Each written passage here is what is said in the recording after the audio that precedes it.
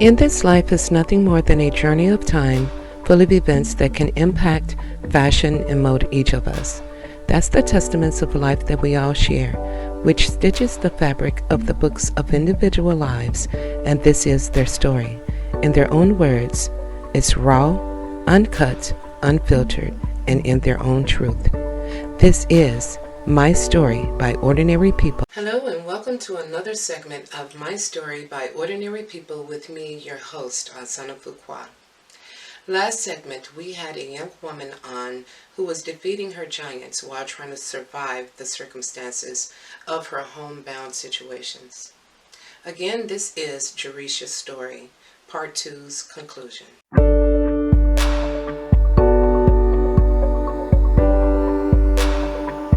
I learned how to face my giants. I had to write a letter to everybody that had ever hurt me. And I wrote that letter to them. And they made us tear it up and put it into the lake. I said, okay. I wrote it. I read it out loud. Put it into the lake. As the paper went into the lake, a weight was lifted off of me because I put it into the atmosphere. And I knew then that nothing can be held over me because to release it. And I made a choice to live and fight to get my children back, because I knew I hadn't done anything wrong. I didn't know. I was at work or I would be asleep when these incidents would happen. I was trusting them with, somebody who's supposedly been trustworthy, so I was like, why wouldn't you guys tell me? So I blamed myself, and I told it that up until I let it go into the lake. But I put myself in parenting classes. When I went to court, the state workers made me out to be the biggest monster there was, because they said I took medication for depression and anxiety. The judge, I had a nice judge. He was like, well, you mean to tell me a person that's depressed or goes through anxiety, or who may have, had a bad day, they don't deserve to be a parent? So if you read the file on paper, you would have thought I was a monster. But when the truth came out, it came out, and I got my children back. And when I got them back, it wasn't easy. It was a battle still, because the scars were still there. The wounds were still fresh. And I had to not only try to get myself back together, but I had to work on them to help them heal and be able to be around these same people to say, okay, they got a problem too, someone touched them. But as children, you're not processing in your head that this is a cycle. So I had to teach my children early about generational curses, about things that had already happened to someone else. So we had to have those difficult talks for them to understand it's just not you. You know what I'm saying? You didn't do anything to deserve this. You can't pick and choose your family. Well, who you're related to, but you can choose your family, but you can't choose your relatives. And that's what I tell people. We could be related by blood, but my family is the family that I choose. But I got to love you because I'm related to you, But I don't have to deal with you because everybody's not meant for you.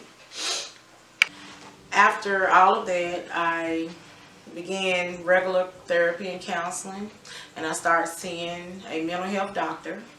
They put me on medication for depression, major medical depression with suicidal thoughts, psychosis, generalized anxiety. When I took the medication, it would knock me out for days. So it was days that I wouldn't even get up. And my children had to go to school, they had to be fed, they had to have clean clothes. So I had attached myself to an unhealthy relationship, because I knew if I laid in bed all day, didn't want to get up and move, my house would still function and my children would be okay. I didn't realize at the time, because I was so down in the dumps from what had happened and the guilt that I toted for letting it happen to them, I didn't realize that I was in an unhealthy situation. And I wanted to die to get out of that. I feel like maybe if I'm dead, this person will leave me alone. Because we'll break up, get back together, break up, get back together. They'll tear my things up. They'll take things from me. I mean, it'd just be a whole uproar. And my children were there in the home. They wasn't, I said, well, they ain't hitting on them. They ain't doing none of them. They're not affected, but they were. For them to see me give up and not be the vibrant mother that I once was, because I couldn't enjoy myself, couldn't enjoy life knowing that I allowed this to happen to them. So it took for my therapist to let me know. And the judge, I'll never forget him. He told me, he said, Geresha, forgive yourself, because you can't be held accountable for what you didn't know. What he told me to do was, he said, I'm not going to charge you with child dependency and neglect. I'm not going to put that on you, but I'm going to say it was inappropriate talk to where in your presence maybe some things could have been done differently amongst the children, you know, because I was always talking to them openly. But he was saying, we're going to just say inappropriate sexual touch or talk, but it was not your fault because they never came forward to let you know. And I was like, okay, I'll take that. So I didn't have to register for, it's a national database when you abuse kids and things like that. You're supposed to register for that. And with me being a nurse, I was like, Lord, I'm going to lose my license. I'm not going to be able to work. How I'm going to provide for my children. So I fought hard to get them back. But with doing that, like I said, I let them have their way. I gave up. I was like, I failed them once. Whenever they said they wanted to go do something, I overly compensated for it. And I would neglect me. I had health issues. I was born with an enlarged heart. The doctor told me in 2013. This happened in 2011, right after my mom passed, when I found out about the children. So not only had I lost her, I lost my kids. So that's what spiraled everything else to come down on me.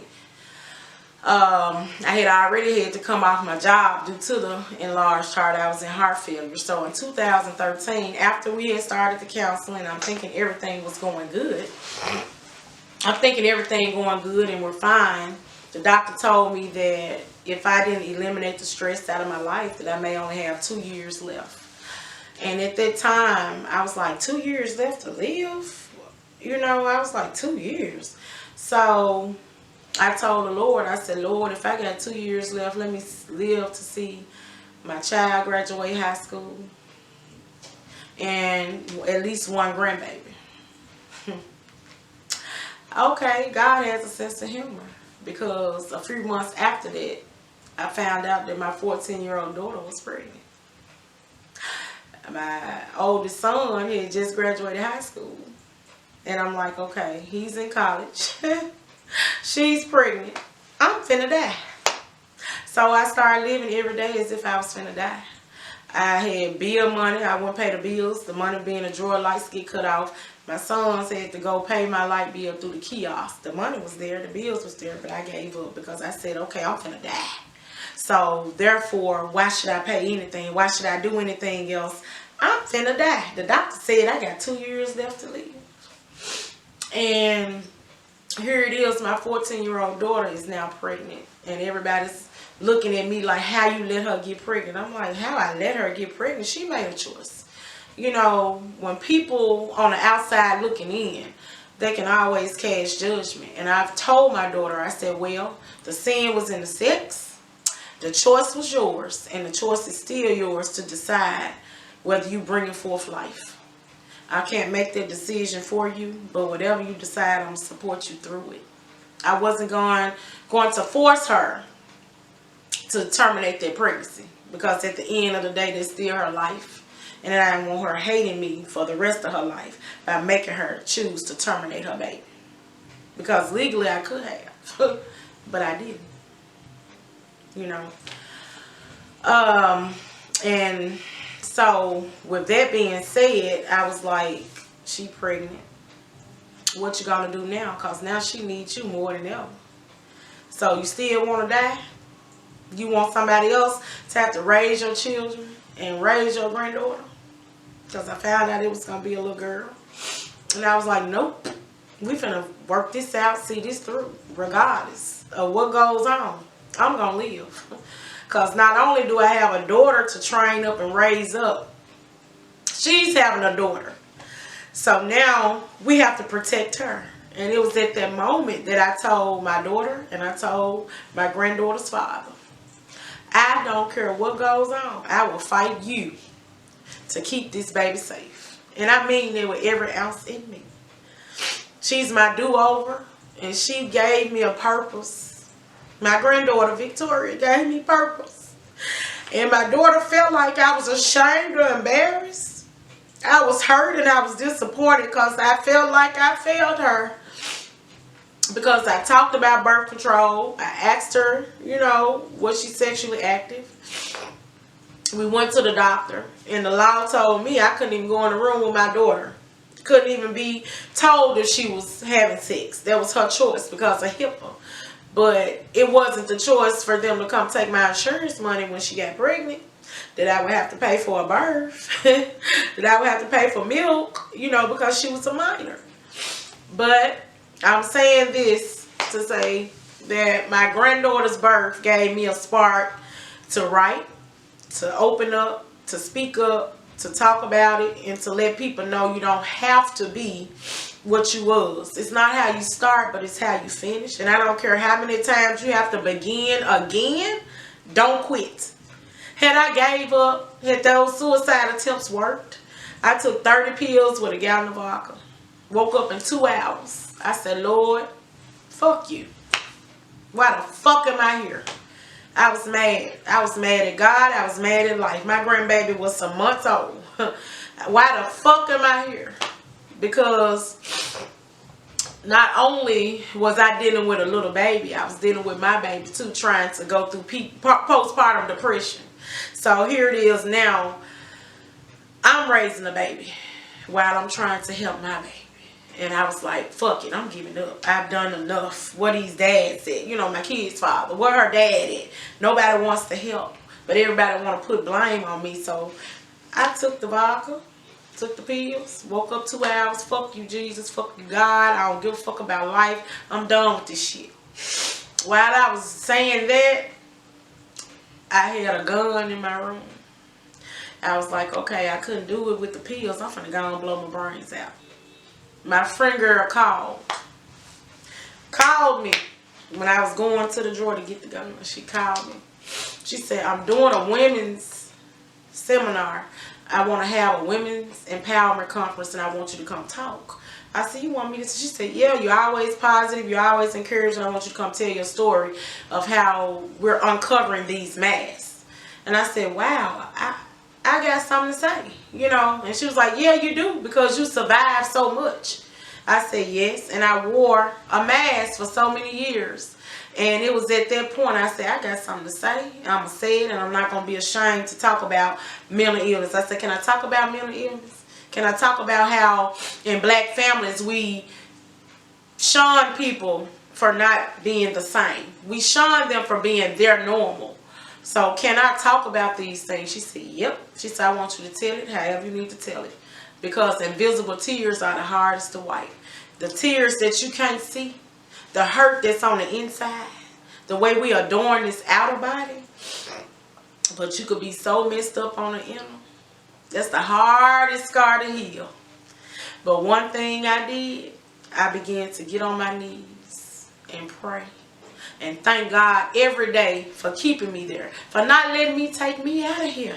Because till I took myself out of there, I went ahead a passion to write and tell my story from 14 to 21.